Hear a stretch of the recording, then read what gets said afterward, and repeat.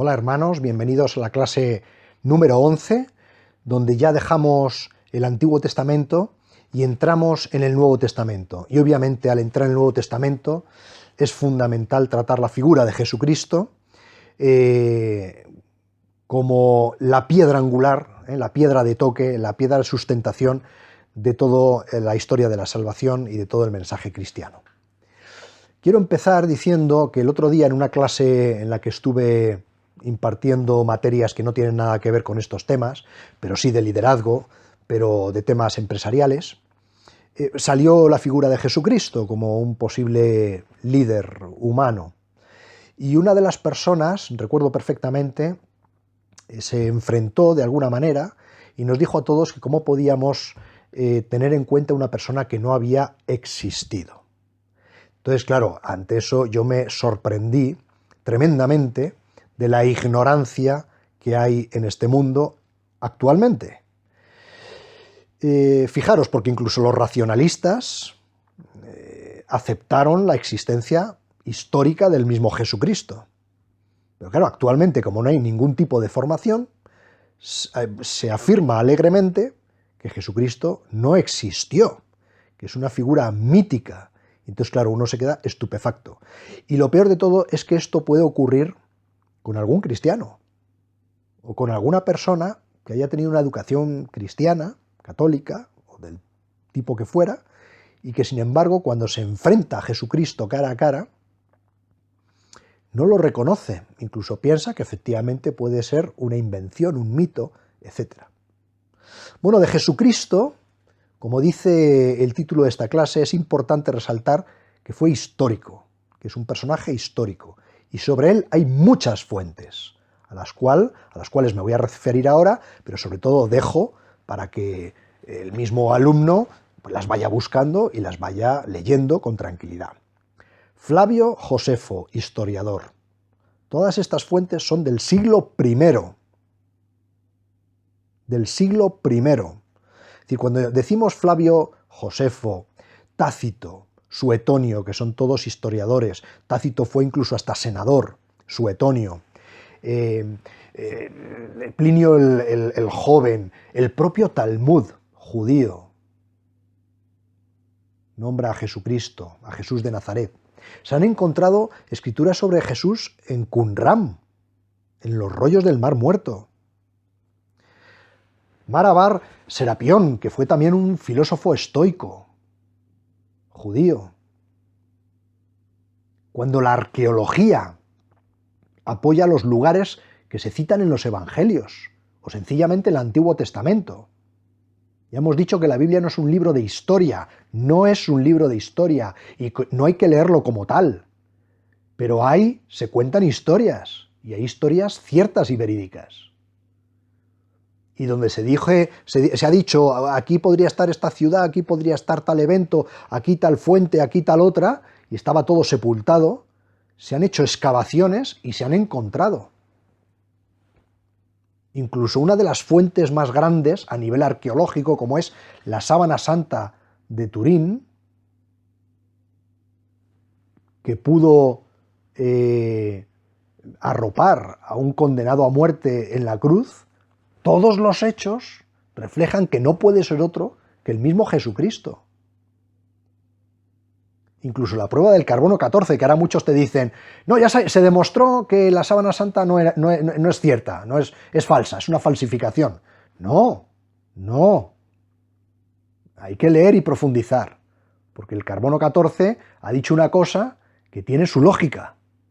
Pero es que luego está la medicina, luego está la botánica, porque se sabe por dónde estuvo esa sábana santa precisamente por la botánica, etcétera. La forma de cómo fue hecho el propio lienzo. Todos los estudios arqueológicos, o muchos de ellos, refrendan la historicidad de lo hecho, de lo dicho en los evangelios. Y luego, por último, los propios evangelios son del mismo siglo I. Y se han hallado fuentes de ellos en Qumran.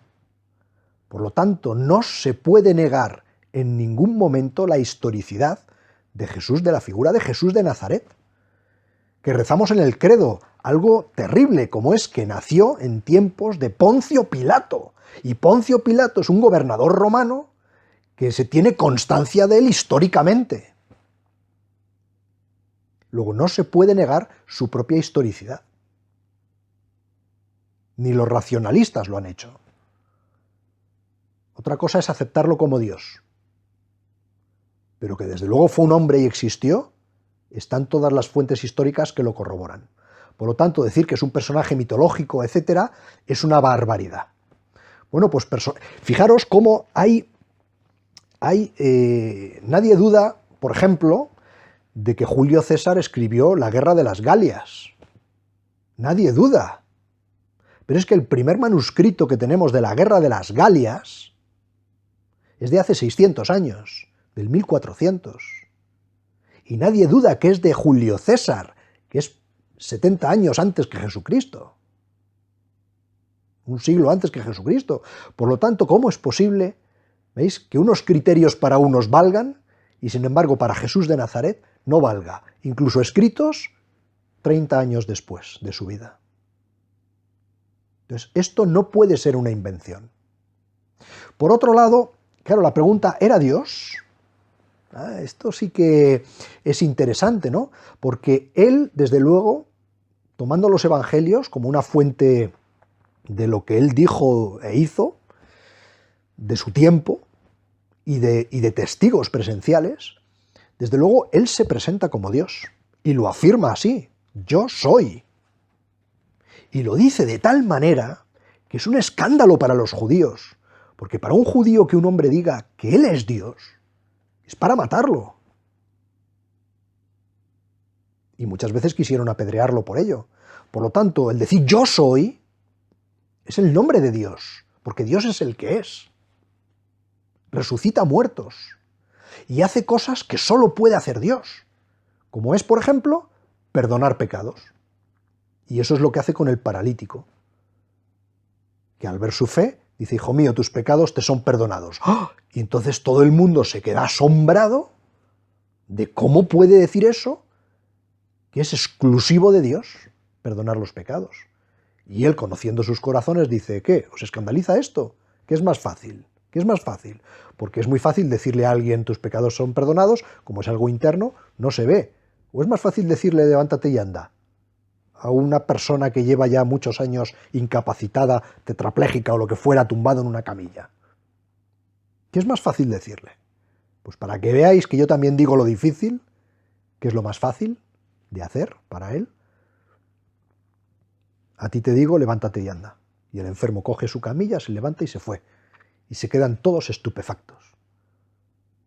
¿Con qué autoridad perdona los pecados si solo lo puede hacer Dios? Entonces, una persona que se presenta como él, uno, o es un impostor, o es un demente paranoico. Claro, está continuamente diciendo que le van a perseguir, que lo van a matar, que tal. Continuamente, ¿no? Y a vosotros os perseguirán como a mí me han perseguido, etc. O es un impostor, o es un demente paranoico. Claro, impostor es absurdo por la sencillez de su palabra, por la humildad de su actitud, e incluso porque esa impostura la lleva hasta la muerte. No tiene sentido. Un impostor es aquel que se hace pasar por otro para algún tipo de ganancia, pero no por nada. Sin embargo, se hace pasar por otro, por el rey Mesías, por el Salvador del mundo, hasta la muerte. Y las últimas palabras de su muerte, de alguna manera, constatan que no es un impostor, por tanto, era un demente. Estaba loco. Era un demente paranoico. Sin embargo, estudios de psicólogos de prestigio a nivel mundial concluyen que no ha habido una persona con mayor equilibrio psicológico que él, con un porte de dignidad y de dominio personal absoluto, perfecto, en su equilibrio. No se contradice, no dice cosas, no sé, totalmente ajenas al ser humano. Todo lo contrario, la gente que le escucha lo atiende con simpatía y llega al corazón de muchos. Esto es causa de un demente. Se sabe la Biblia así y la traduce. Lo que pasa es que la traduce desde otros conceptos, claro, al decir, esto se os dijo, pero ahora yo os digo, se pone como nuevo legislador. Si para el pueblo de Israel el legislador es Dios, que da las tablas de la ley a Moisés, ¿cómo se pone este como nuevo legislador? Entonces queda una tercera opción, y es que realmente era Dios. Realmente lo es y lo era. Porque es que si no lo aceptamos, incluso los evangelios son obra de 4 genios que tuvieron que ponerse de acuerdo en todo el mensaje para redactar lo que redactaron. Es impresionante. Y entonces Jesucristo pregunta a Pedro, ¿quién dice la gente que soy yo? Profeta. ¿Quién decís vosotros que soy yo? Y entonces Pedro dice, tú eres el Mesías verdadero, el que tenía que venir a este mundo. Y entonces Jesús le cambia de nombre. Fijaros, cuando Pedro contesta, se define a sí mismo. No solo dice quién es Jesús, sino que se define a sí mismo como creyente y se define a sí mismo, y en ese momento Dios le define como piedra, como fundamento de la Iglesia. Lo que yo digo de Jesucristo me define. Lo que yo digo de Jesucristo me define, como creyente, como persona, como hombre, como ser humano. ¿Qué podemos decir de Jesucristo? Jesucristo fue un hombre cualquiera, hijo de una mujer pobre, que no tenía documento de identidad, sin dinero, sin apoyo familiar, sin estudios, sin títulos, como otros en su época sí tenían sus estudios y sus títulos, ¿no?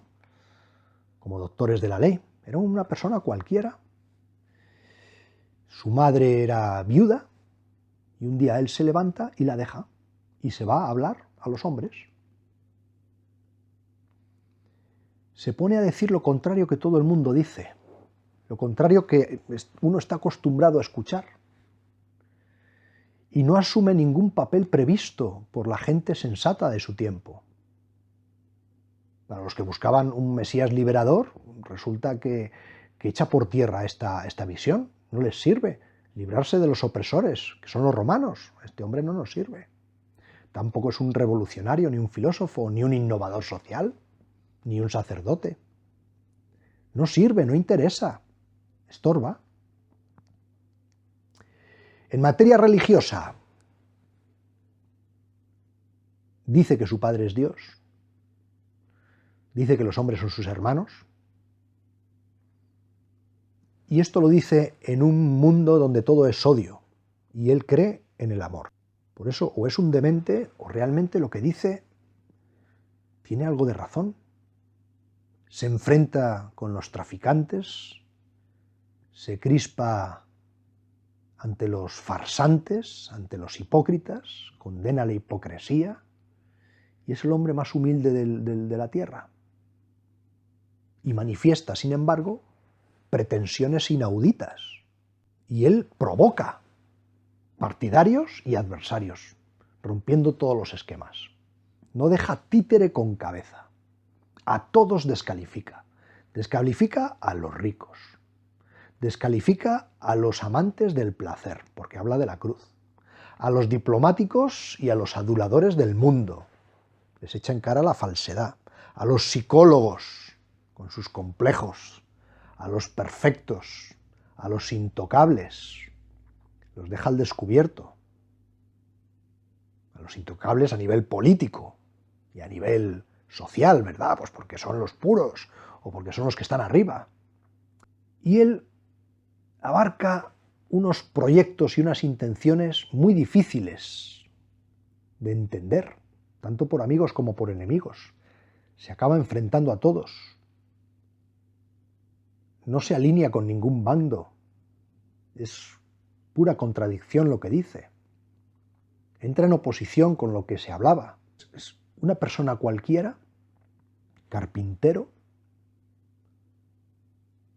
Claro, que lo que dice choca y se queda solo. Sabe que su situación no tiene salida. Su situación no tiene salida. Porque entra en oposición con todos. Con los superiores y religiosos. Con los jefes políticos. Con los guardianes del orden. Todos le insultan, le juzgan. Le creen endemoniado. Hijo de prostituta. Y frente a la autoridad se somete. Se somete. Exige justicia para todos menos para él. Y todos dicen, por tanto, que es culpable y por lo tanto reo de la peor de las muertes. Y están tan seguros todos, tan absolutamente seguros de que de esta manera sirven a Dios, que matan a Dios mismo. Esto es lo increíble. Y él, para colmo, tiene previsto su mismo fracaso, y lo dice. Y ante el fin inevitable que él conoce, no huye, sino que se ofrece y muere abandonado por Dios y por sus amigos. La piedra que sella su sepulcro, entierra todos sus sueños, todos sus milagros, todas sus ilusiones, las locuras de su predicación, sus pretensiones, toda la esperanza. Se cierra la losa y queda todo olvidado. Las expectativas de quien ha creído en él y sobre todo de quienes le habían amado. Y sin embargo, curiosamente, ha resultado ser que es el Mesías. Claro, son precisamente sus enemigos los que recuerdan que dijo que al tercer día resucitaría. Dijo, cuidado, que este pretende algún truco. Y ponen, ante esos rumores, ponen soldados para que custodien el sepulcro. Y efectivamente resucita. Y hay que pagar a los soldados y sobornarles para que no digan nada. Y van las mujeres al sepulcro. Y las que se sobresaltan ante el sepulcro vacío, ante unos ángeles, ante él mismo y su presencia. Las mujeres, que no tenían posibilidad de testimonio. Los apóstoles, los evangelios, si queremos desprestigiar al cristianismo y a los apóstoles, el mejor libro para desprestigiarlo son los evangelios. Porque los evangelios dicen lo estúpido que fueron. Y sin embargo, a partir de aquí, los siglos le han seguido. Hemos empezado a contar el tiempo a partir de Jesucristo. Nadie se lo puede sacar de encima. No lo hemos logrado. Y deja como sucesor a la Iglesia. Y ahora es ella, la Iglesia, la que tiene que seguir el mensaje de Jesucristo y seguir con su labor profética dentro de este mundo. Y aún así, todos los seguidores que vienen a continuación contarán con la muerte, contarán con las persecuciones, y sin embargo él prometió que la Iglesia quedaría en pie, y así es después de 20 siglos. Por tanto, sus palabras no han quedado en el vacío, y dejamos aquí que el propio participante del curso se enfrente a la figura de Jesucristo y tenga que responder él mismo a estas preguntas. ¿Quién es para ti Jesucristo? ¿Qué es Jesucristo? ¿Y cómo respondo yo ante sus palabras y su mensaje? Hasta ahora hemos visto sencillamente la historicidad de Jesucristo y los tres caminos: o es un impostor, o es un loco, o es Dios realmente. Y ante los hechos y los datos que tenemos, parece que la única afirmación que cabe es Dios. Pero decir eso es tener que transformar toda mi vida, tener que cambiar toda mi mentalidad y tener que profundizar en el mensaje del Galileo para ver qué es lo que dice y qué es lo que me interpela y qué cosas debo yo cambiar en mi vida hacia un lado o hacia el otro. Pues muchas gracias por vuestra atención. Continuaremos con la figura de Jesucristo en adelante, una o dos clases más. para luego entrar ya en la historia de la Iglesia. Jesucristo es la última palabra del Padre. Con Él se acaba la revelación, con Él y con el último apóstol muerto. Y a partir de ahí viene la historia de la Iglesia llena de luces y de sombras que también conviene conocer para promover el liderazgo positivo católico. De aquí partimos, este es el querigma, que Dios nos ha amado de tal manera que ha enviado a su único Hijo para que por medio de su muerte y resurrección nos salve de nuestro pecado y nos salve de la muerte y nos envíe el Espíritu Santo para hacernos hijos de Dios. Este es el principio de toda la predicación a partir de ahora en adelante. Quien lo acepta con fe, dice será salvado. Quien no, en ese no viene su condenación, porque será un idólatra. Adorará otras cosas que sean falsas, y no adorará al verdadero Dios. Bueno, muchísimas gracias por vuestra atención y Cristo os cuide.